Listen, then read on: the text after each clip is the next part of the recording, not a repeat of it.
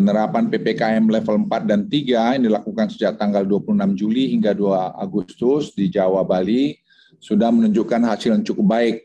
Hal ini dapat terlihat dari sejumlah provinsi yang mengalami penurunan jumlah penambahan kasus dan BOR yang turun. Saya kira kita bisa lihat Jakarta, juga Bandung, beberapa tempat lainnya yang sudah rumah sakitnya, BOR-nya sekarang sudah mulai membaik. Namun indeks mobilitas memang sedikit mengalami kenaikan dan sudah kami prediksi akibat pelonggaran dilakukan yang lalu. Angka kasus di Jawa Barat mengalami penurunan signifikan, dan kalau saya tunjukkan slide ini kepada teman-teman sekalian, ya share slide, ini selama 1 minggu terakhir angka kasus harian wilayah Jawa dan Bali sudah menunjukkan tren penurunan. Ya, ini kalau kita lihat bahwa sejak puncaknya pada tanggal 15 Juli sampai kepada hari kemarin, dan tadi saya kira juga masih penurunan, kita melihat angka itu sudah 50%. Kita ambil rata-rata, dan ini saya kira memberikan harapan yang bagus, tapi kita tetap harus super hati-hati karena menghadapi Delta varian ini. Dalam penerapan PPKM level 4 dan 3 yang akan dilakukan pada tanggal 3 Agustus nanti, terdapat 12 kabupaten kota yang masuk ke level 3 dan 1 kabupaten masuk level 2. Namun terdapat beberapa kabupaten kota yang akhirnya harus kembali level 4. Bukan karena peningkatan kasus, tetapi lebih kepada peningkatan kasus kematian. Terkait detail kabupaten kota mana saja yang masuk dalam level 3 dan 4, akan dikeluarkan instruksi Mendagri dalam waktu dekat ini. Untuk ini, ada beberapa daerah memang dibutuhkan perhatian khusus karena masih tingginya jumlah kasus terkonfirmasi, positivity rate, dan juga jumlah kematian warganya, seperti Bali, Malang Raya, Daerah Istimewa Yogyakarta, dan Solo Raya. Tapi ini semua daerah sudah kami tangani, dan kita mestinya melihat minggu ini akan membaik. Karena juga kemarin atau tadi angka sudah mulai sedikit membaik, tapi kami sangat yakin dalam 1 minggu ke depan ini akan tambah baik. Hal ini terjadi karena masih banyaknya masyarakat yang melakukan isolasi mandiri, sehingga telat dilakukan perawatan intensif di rumah sakit, yang akibatnya menyebabkan kematian, karena saturasi oksigen mereka rata-rata di bawah 90. Terkait angka kematian tinggi, pemerintah telah melakukan berbagai intervensi untuk menurunkan angka kematian ini. Misalnya kami bentuk task force untuk menjemput yang positif dari rumah-rumah dan bawa kepada isolasi terpusat. Pemerintah mendorong pembukaan isolasi terpusat dan isoter baru di wilayah ini, dan juga mendorong peran serta TNI, Polri, dan Pemda untuk terlibat aktif melakukan 3T, dan juga penjemputan kepada masyarakat yang sedang melakukan isolasi mandiri agar tidak terjadi keadaan yang tidak diinginkan. Juga di sini pemanfaatan dana desa 8% untuk tadi pembelian barang-barang yang diperlukan untuk mendeteksi secara dini, jangan sampai ada yang meninggal lagi di kediaman atau isolasi mandiri. Pemerintah juga sudah melihat pemenuhan kebutuhan oksigen dan obat sudah semakin baik. Saya ulangi, kebutuhan oksigen dan obat sudah semakin baik. Dan kami juga berkoordinasi dengan Menko Perekonomian yang menangani di luar Jawa yang sekarang ini kelihatan menaik, sehingga oksigen itu juga bersama-sama kita bisa atasi tekanannya. Dan beberapa daerah yang kasusnya masih tinggi, kapasitas rumah sakit juga terus ditingkatkan. Namun satu hal yang pemerintah terus jaga adalah mobilisasi pasien-pasien COVID-19 yang tadinya isolasi mandiri untuk ke isolasi terpusat agar mendapatkan pelayanan kesehatan yang lebih baik, yang dilengkapi berbagai fasilitas untuk perawatan COVID-19. Fasilitas isolasi terpusat ini dilengkapi dokter perawat, obat-obatan, oksigen, dan konsumsi pasien. Sudah kami siapkan 49.000, saya ulangi 49.000 tempat tidur di Pulau Jawa dan Bali.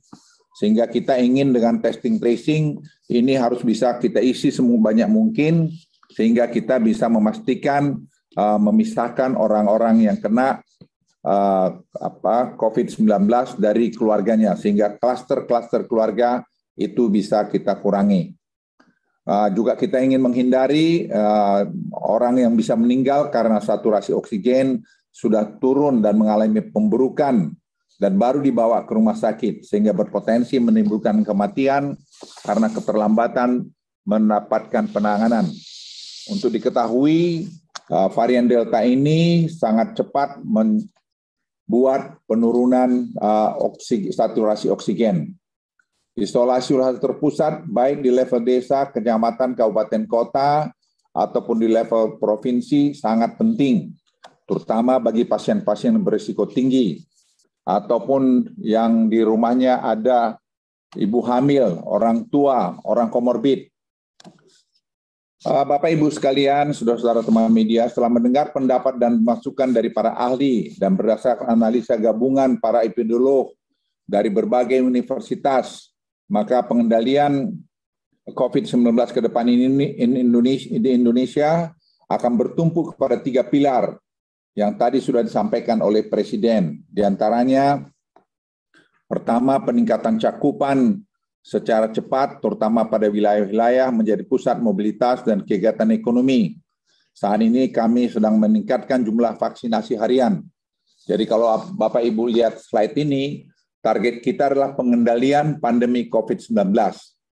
Jadi angka reproduksi COVID-19 adalah rata-rata jumlah kasus yang baru ditularkan oleh setiap orang yang terinfeksi pada masa infeksius 10-14 hari. Merupakan perhitungan dari seberapa mudah virus dapat ditularkan, durasi lama kontak antara sumber dengan populasi masyarakat yang rentan. Angka reproduksi atau penularan dapat dikurangi dengan sebagai berikut. Mengurangi proporsi populasi yang rentan terhadap infeksi, yaitu dengan 3M, health protocol, yaitu pakai masker, cuci tangan, jaga jarak, dan 3T, testing, tracing, dan treatment. Ini satu hal yang sekarang kami lakukan secara masif, berjalan. Dan 3T saya kira di bawah pimpinan Panglima TNI dan Kapolri, itu bersama-sama Pemda sekarang sedang berjalan. Saya kira minggu yang lalu, angkanya sudah mulai masuk 1516, yang tadinya hanya 13. Kami mentargetkan ini bisa dapat 110 sampai 112. Untuk kita juga bisa nanti mengikuti standar WHO. Mengurangi durasi kontak, restriksi penggerakan penduduk. Ini yang kita lakukan sekarang. Jadi kita gerakan itu kita tahan dulu. Kemudian terakhir adalah vaksinasi COVID-19 untuk membentuk imunitas. Ini penerapan protokol kesehatan 3M masif di seluruh komponen masyarakat.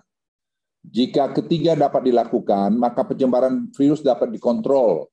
Ini tadi strategi pengendalian COVID-19 di Indonesia. Perjalanan Indonesia mengendalikan wabah COVID-19. Jadi kalau kita lihat di sini, angka reproduksi saat ini 1,2, 1,5 dengan 3M dan 3T saat yang kita lakukan beberapa waktu yang lalu. Nah, wabah ini bisa terkendali, angka reproduksinya bila di bawah 1 atau 0,9. Apa itu? Formulanya adalah coverage dari vaksinasi tinggi, 3M, dan 3T. Dan ini semua kami persiapkan untuk tadi menahan endemik ini. Karena herd immunity itu sulit dicapai, karena efikasi daripada setiap vaksin itu tidak ada yang 100%. Nah, kalau kita lihat slide berikutnya, ini estimasi penurunan angka reproduksi COVID di Jawa dan Bali. Pada tahun 2020 itu ada 2,5. Dan Maret 2021 PSBB, PPKM, 3M, dan TLI ada 1,1.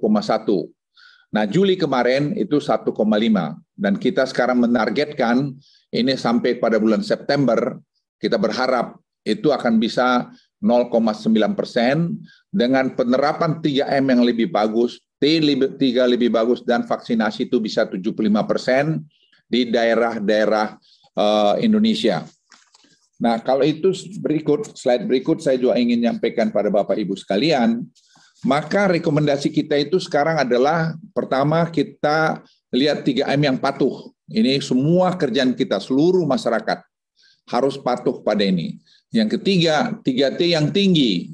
Ini kerjasama pemerintah dengan masyarakat, komunitas-komunitas terkecil di tengah-tengah masyarakat harus terlibat, termasuk juga 3M. Komunitas ini, kami berbicara dengan semua, dengan sosiolog kita, sangat mengingatkan hal ini. Kemudian coverage vaksinasi yang tinggi, dan inilah bisa nanti mengendalikan pandemi. Mengenai vaksinasi, kita bulan ini berharap akan bisa 60-70 juta. Kita akan vaksin Agustus, dan kita harap juga September demikian. Sehingga dengan kita bisa mengendalikan pandemi, pembukaan aktivitas ekonomi akan tergantung kepada pencapaian vaksinasi serta implementasi dari 3T dan 3M.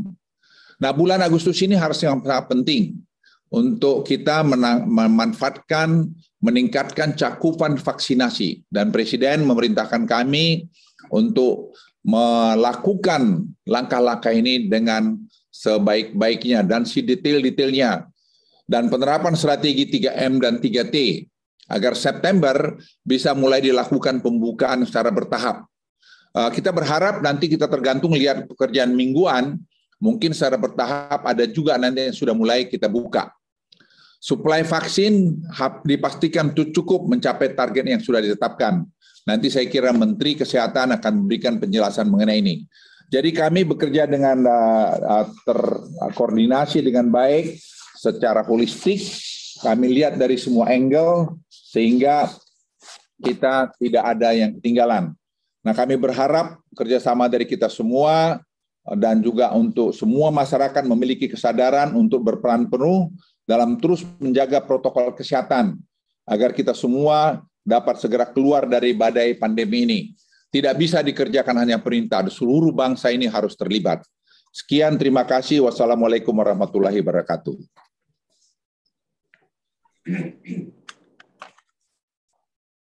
Pak Erlangga.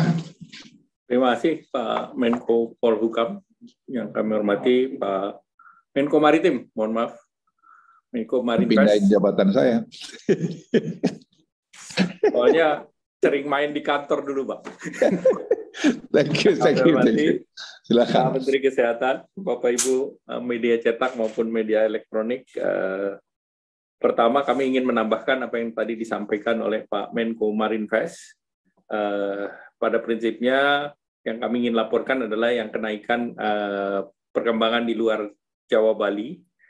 Yang naik adalah 20 provinsi, di mana yang tertinggi adalah Provinsi Sulawesi Tengah, Riau, Sumut, Gorontalo, Kalimantan Barat.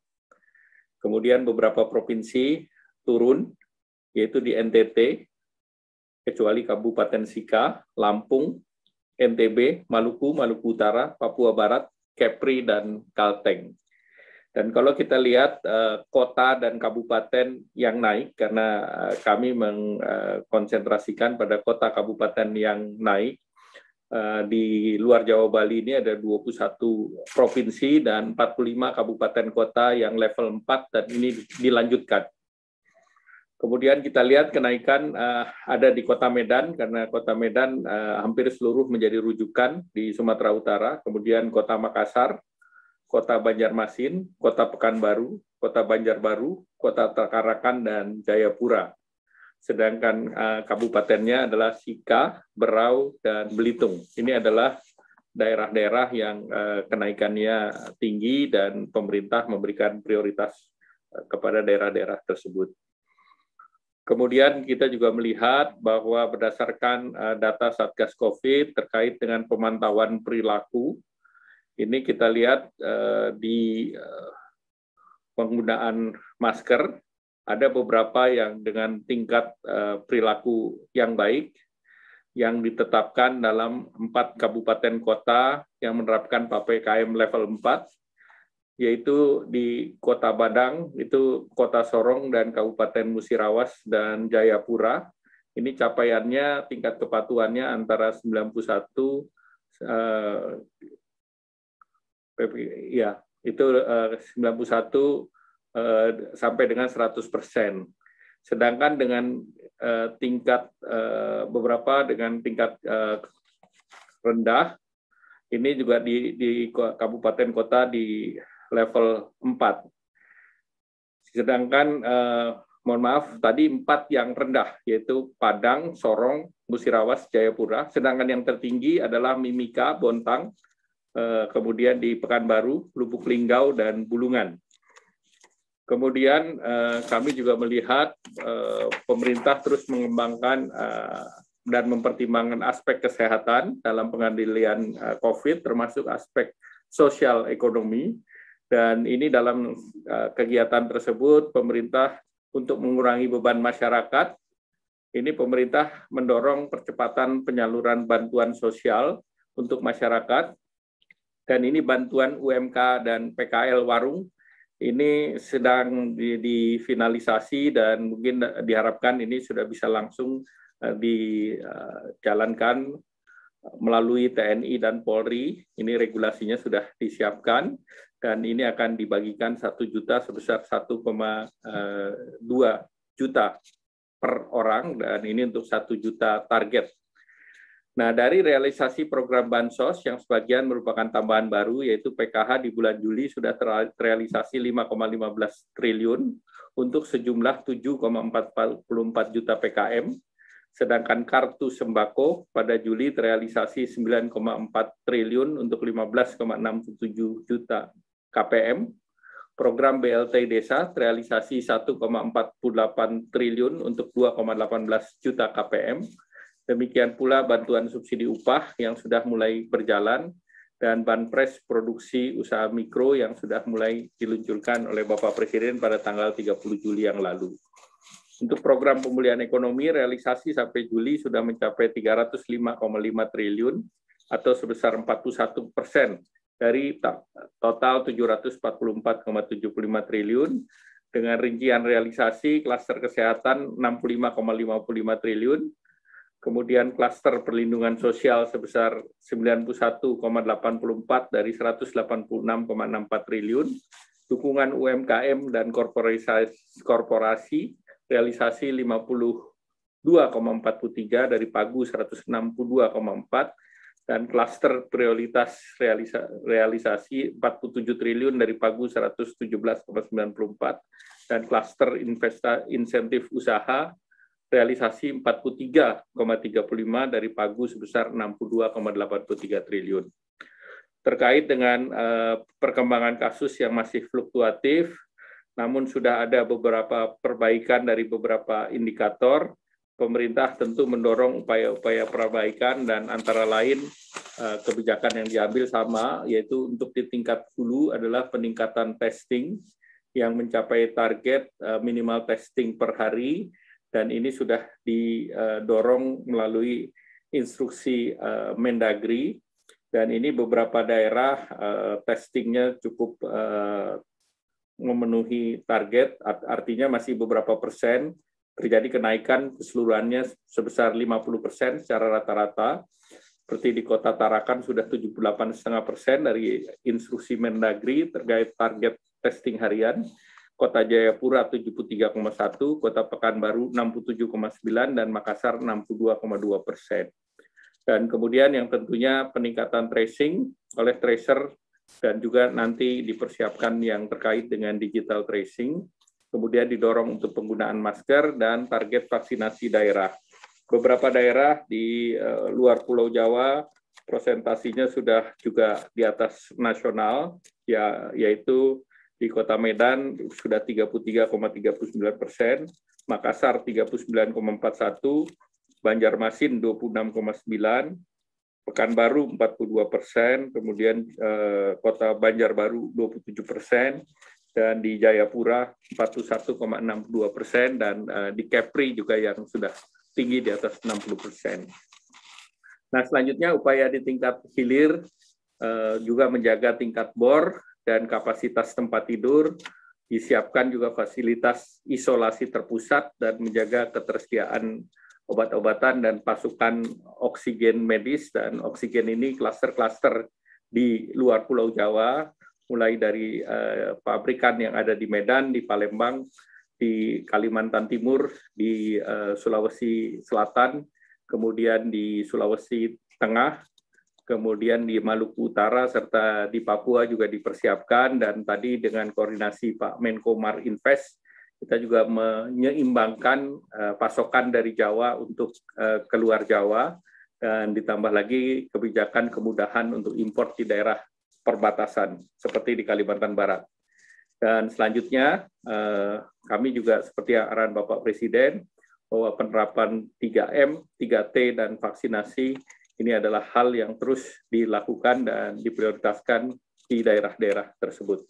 Dan kami berharap tentu kerjasama baik itu dengan TNI Polri, Gubernur, Bupati, Wali Kota, kemudian juga beserta jajarannya dan bantuan kedisiplinan masyarakat dan kegiatan social responsibility dari masyarakat, dan juga tentu kerjasama dengan pihak-pihak yang membantu, termasuk dari pihak swasta. Ini kami dorong untuk terus bersama-sama menangani pandemi COVID-19. Demikian, terima kasih. Kami kembalikan Pak Menko Marinvest. Ya, teman-teman, saya kira sudah mendengarkan tadi penjelasan dari Pak Manu, Menko Perekonomian, Pak Erlangga. Kita persilakan Pak Budi, Menteri Kesehatan. Terima kasih Pak Menko Marinvest, Pak Menko Ekon, teman-teman sekalian. Assalamualaikum warahmatullahi wabarakatuh. Mungkin saya menambahkan sedikit aja, teman-teman, bahwa kami di Kementerian Kesehatan akan konsentrasi untuk meningkatkan jumlah testing, untuk mensupport protokol kesehatan dan perubahan level PPKM-nya.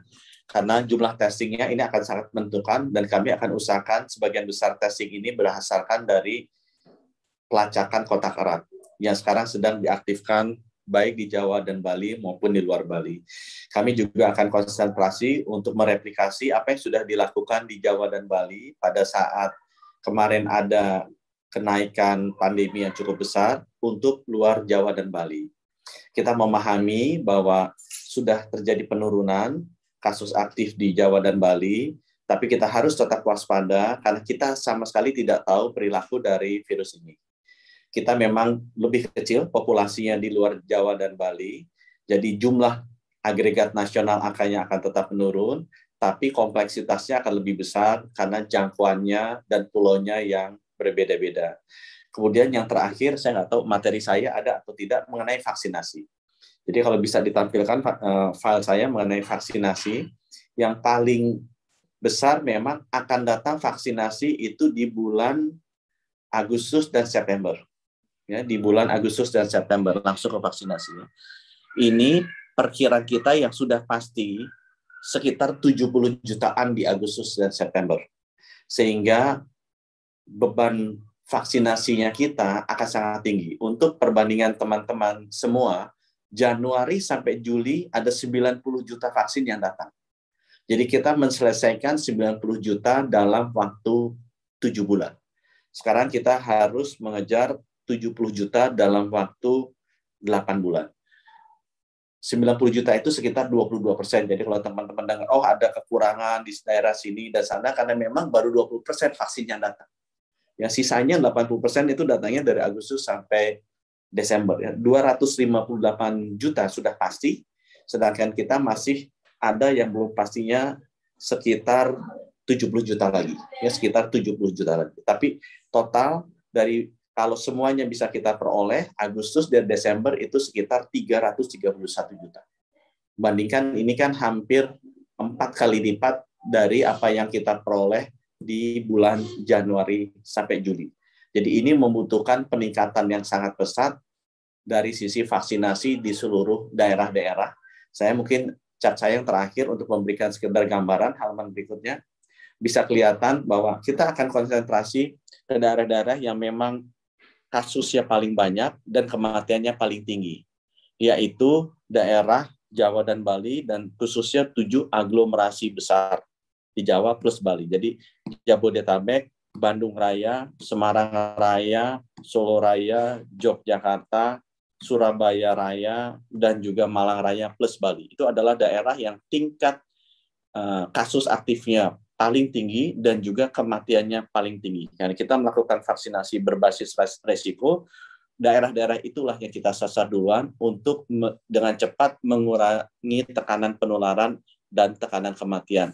Sebagai contoh, 7 aglomerasi Jawa Bali sekarang bulan Juli kita hanya suntiknya 382.000 per hari rata-rata. Itu harus kita naikkan menjadi 1,2 juta per hari untuk 7 aglomerasi itu saja. Ya, bayangkan ada kenaikan hampir 4 kali lipat.